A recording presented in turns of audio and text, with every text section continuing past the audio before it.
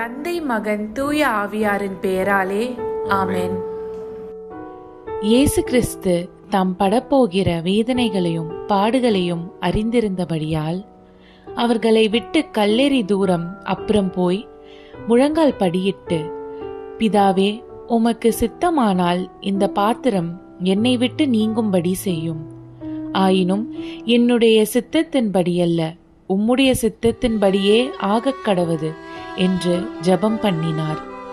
அப்பொழுது வானத்திலிருந்து ஒரு தூதன் தோன்றி அவரை பலப்படுத்தினான்.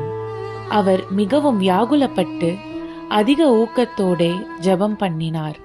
அவருடைய வேர்வை இரத்தத்தின் பெருந்துளிகளாய் தரையிலே விழுந்தது என்று பார்க்கிறோம்.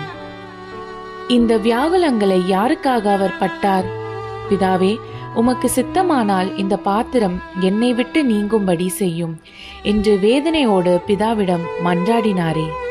ஆனாலும் அந்த பாடுகளை முழு இருதயத்தோடு ஏற்றுக்கொண்டு, ஆயினும் என்னுடைய சித்தத்தின்படி அல்ல, உம்முடைய சித்தத்தின்படியே ஆகக் கடவது என்றும் ஜெபித்தாரே. அந்த நல்ல தேவனை துதிப்போமா? பாவமறியாத அவர் நமக்காக பாவமாகி அந்த கொடிய குரிசில் தேவனாலும் கைவிடப்பட்டவராக துடித்துடித்தாரே. அத்தனையும் நம் பாவங்கள் நிமித்தமாகவே. அவர் அனுபவித்த பாடுகளை இன்னும் நினைத்தால் நம் கண்களில் கண்ணீர் வராமல் இருக்க முடியாது.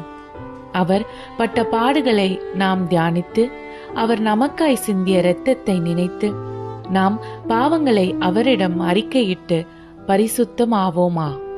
தன் பாவங்களை மறைக்கிறவன் வாழ்வடைய மாட்டான்.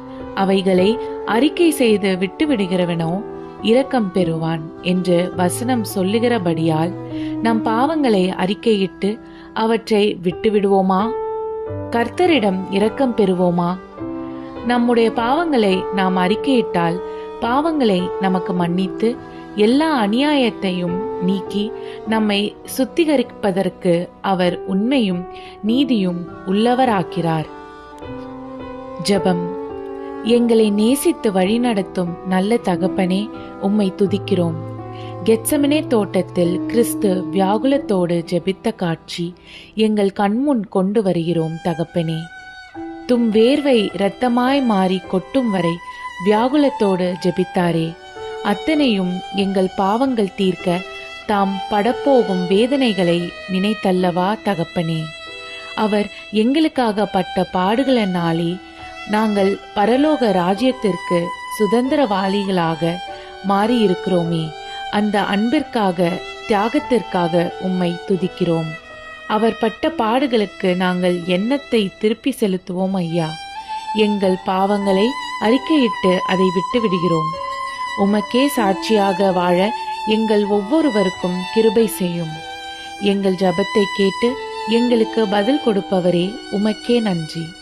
இயேசு கிறிஸ்துவின் நாமத்தில் ஜெபிக்கிறோம் எங்கள் ஜீவனுள்ள நல்ல பிதாவே, ஆமென். விண்ணுலகில் இருக்கிற எங்கள் தந்தையே, உமது பெயர் தூயதென போற்றப் பெறுக. உமது ஆட்சி வருக. உமது திருவுளம் விண்ணுலகில் நிறைவேறுவது போல மண்ணுலகிலும் நிறைவேறுக. எங்கள் அன்றாட உணவை இன்று எங்களுக்கு தாரும். எங்களுக்கு எதிராக குற்றம் செய்வோரை நாங்கள் மன்னிப்பது போல எங்கள் குற்றங்களை மன்னியும். எங்களை சோதனைக்கு உட்படுத்தாதேயும், தீயோனிடமிருந்து எங்களை விடுவித்தருளும். ஆமென். அருள்மிக பெற்ற மரியே வாழ்க. ஆண்டவர் உம்முடனே, பெண்களுக்குள் ஆசி பெற்றவர் நீரே. உம்முடைய திருவேற்றின் கனியாகிய இயேசுவும் ஆசி பெற்றவரே. புனித மரியே, இறைவனின் தாயே, பாவிகளாய் இருக்கிற எங்களுக்காக இப்பொழுதும் எங்கள் இறப்பின் வேளையிலும் வேண்டிக் கொள்ளும். ஆமென். தந்தை, மகன், தூய ஆவியாரின் பெயராலே ஆமென்.